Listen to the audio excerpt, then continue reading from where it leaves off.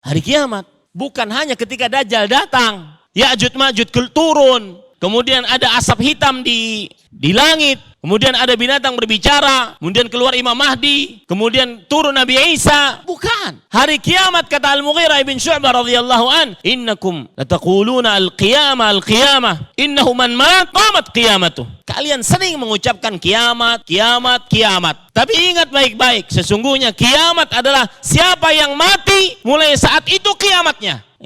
Itu keyakinan seorang muslim. Yang mati, mulai saat itu kiamatnya. Sebagaimana seorang, ada rohtun, kana rohtun min ashabin Nabi sallallahu alaihi wasallam.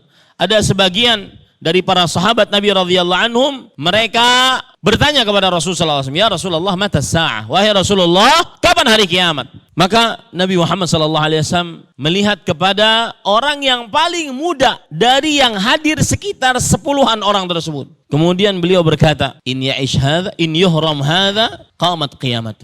Kalau yang muda ini mati, mulai saat itu kiamatnya. Dari sinilah para ulama mengatakan sebuah kaidah, man mata qamat qiyamatuh. Siapa yang meninggal, mulai saat itu kiamatnya. Tidak perlu nunggu Dajjal, tidak perlu nunggu Ya'juj Ma'juj, nggak perlu. Sedangkan kematian tidak berbau, apalagi di zaman sekarang. Dan nanti saya sebutkan salah satu tanda hari kiamat adalah mautul faj'ah, yaitu kematian tiba-tiba. Lagi asik mati dia. Ini yang membuat hati kita persiapan, para ikhwan yang dirahmati oleh Allah Subhanahu wa taala. Tadi saya ingin menyebutkan bahwasanya kenapa saya mengangkat tema ini? Karena untuk mengetuk hati-hati yang sedang keras. Terlalu banyak mungkin usaha sini, usaha sana, usaha sini. Termasuk tanda hari kiamat adalah zuhurut tijarah. Nampaknya perniagaan. Hatta tu'inu zaujah ala zaujiha. Sampai istri ikut-ikutan berdagang untuk menolong suaminya. Dan itu wallahu alam, bisa saja terjadi,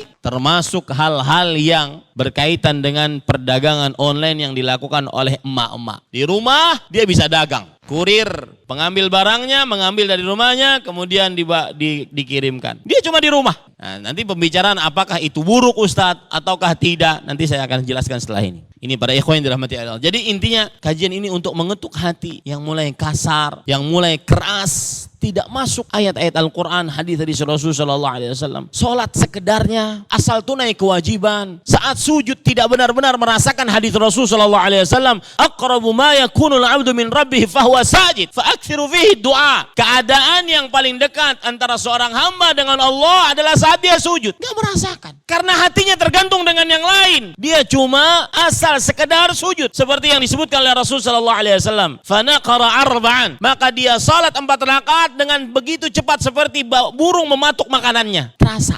Setelah sholat tidak ada masuk hati. Tidak ada hadis Rasul yang berbunyi, ya Bilal arihna bis salah. Wahai Bilal, tenangkan hati kita dengan sholat. Gak ada. Bahkan sholat itu serasa berat bagi dia. Maka saya ingin mengetuk hati-hati itu dengan mengingatkan tentang tanda-tanda hari kiamat. Yang mana hari kiamat dimulai saat seseorang kapan? Saat seseorang mati.